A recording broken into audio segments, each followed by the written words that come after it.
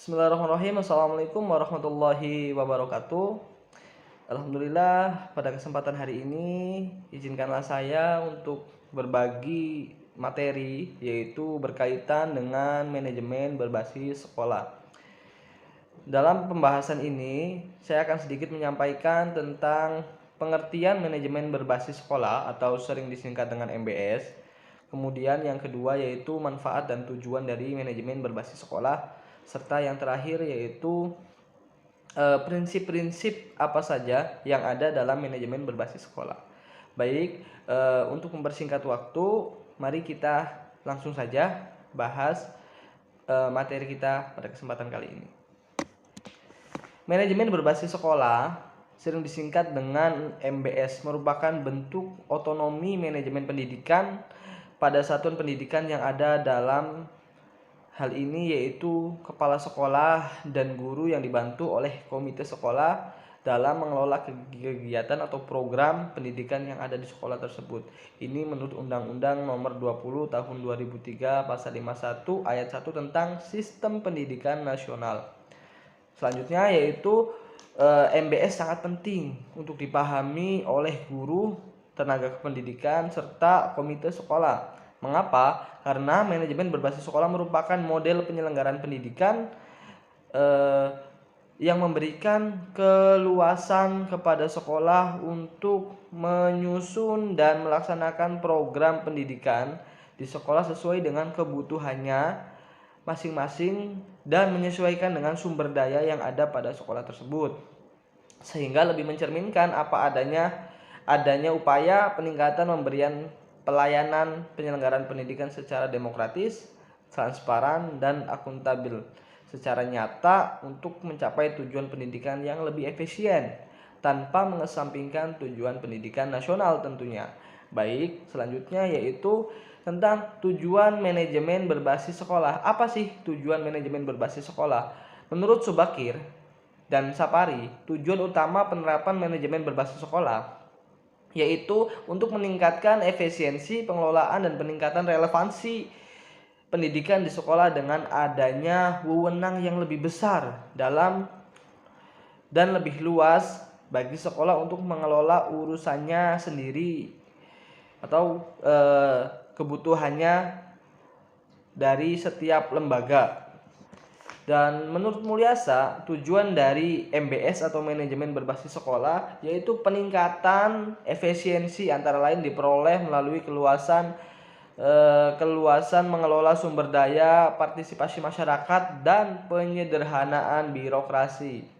Peningkatan mutu antara lain melalui partisipasi orang tua terhadap sekolah, fleksibilitas pengelolaan sekolah dan kelas, dan peningkatan profesionalisme guru dan kepala sekolah.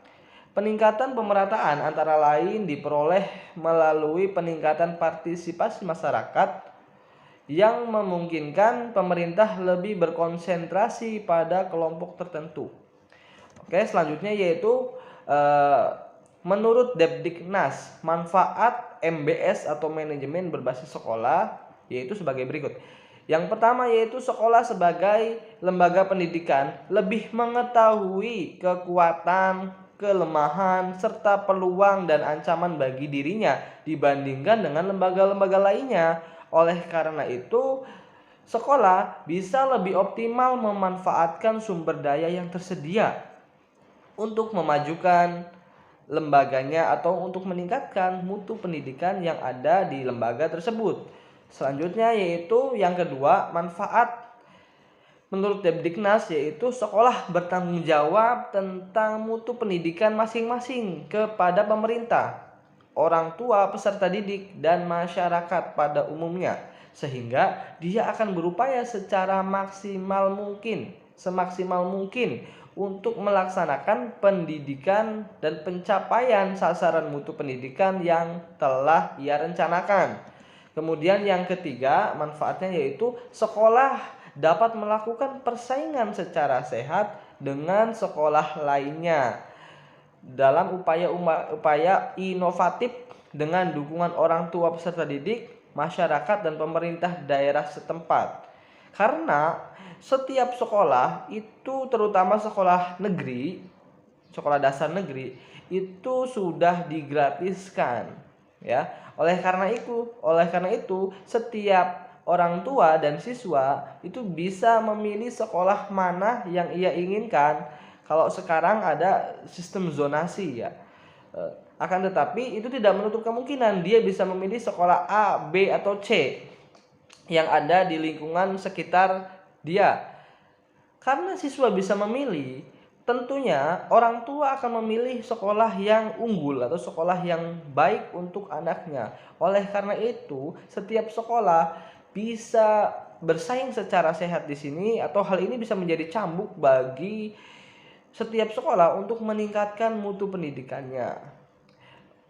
Baik, selanjutnya yaitu mengenai prinsip-prinsip manajemen berbasis sekolah. Oke, kita bahas selanjutnya. Bertolak dari pembahasan yang pertama, yaitu mengenai konsep dan pengertian dari manajemen berbasis sekolah. Dalam prinsip-prinsip manajemen berbasis sekolah ini ada 3 prinsip. Yang pertama yaitu otonomi sekolah, dan yang kedua adalah fleksibilitas, dan yang ketiga adalah partisipasi untuk mencapai sasaran mutu sekolah. Nah, otonomi dapat diartikan sebagai kemandirian, yaitu kemandirian dalam mengatur dan mengurus dirinya sendiri, yaitu mengelola lembaga itu sendiri, mengelola sekolah itu sendiri. Dalam hal prinsip pengelolaan mandiri dibedakan dari pandangan yang menganggap sekolah hanya sebagai satuan organisasi pelaksanaan yang hanya melaksanakan skala suatu berdasarkan pengarahan atau instruksi dari atasan atau dari pimpinannya. Kemudian kemampuan dalam program dan pendanaan merupakan salah satu tolak ukur dari keberhasilan kemandirian sekolah, di mana kemandirian yang berlangsung secara terus-menerus akan menjamin kelangsungan hidup dan perkembangan sekolah tersebut, atau disebut sustainabilitas. Dan apa sih arti dari prinsip yang kedua, yaitu fleksibilitas? Fleksibilitas dapat diartikan sebagai keluasan-keluasan yang diberikan untuk sekolah agar dapat mengelola, memanfaatkan, dan memberdayakan sumber daya sekolah secara optimal dalam peningkatan mutu sekolah. Dengan keluasan sekolah yang lebih besar, tentunya sekolah akan lebih lincah dan gesit, tidak harus menunggu instruksi dan arahan dari pimpinan atau atasannya dalam mengatur sumber daya sekolah yang ada. Kemudian apa sih arti yang ketiga dari prinsip yang ketiga, yaitu peningkatan partisipasi? Yang dimaksud di sini yaitu penciptaan lingkungan yang terbuka dan demokratik.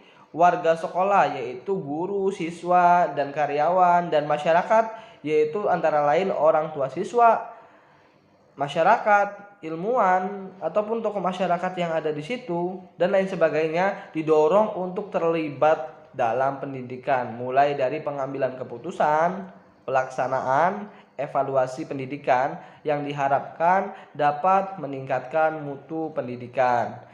Demikian prinsip yang ketiga tadi. Baik, oleh karena itu penting sekali bagi setiap kita dalam meningkatkan mutu pendidikan sekolah, dalam mengoptimalkan sumber daya sekolah yang ada. Dalam hal ini, kepala sekolah, guru, orang tua, siswa, dan masyarakat lingkungan sekolah itu harus terlibat langsung dalam peningkatan mutu pendidikan di lembaga masing-masing, atau untuk meningkatkan mutu pendidikan yang ada di Indonesia secara umumnya.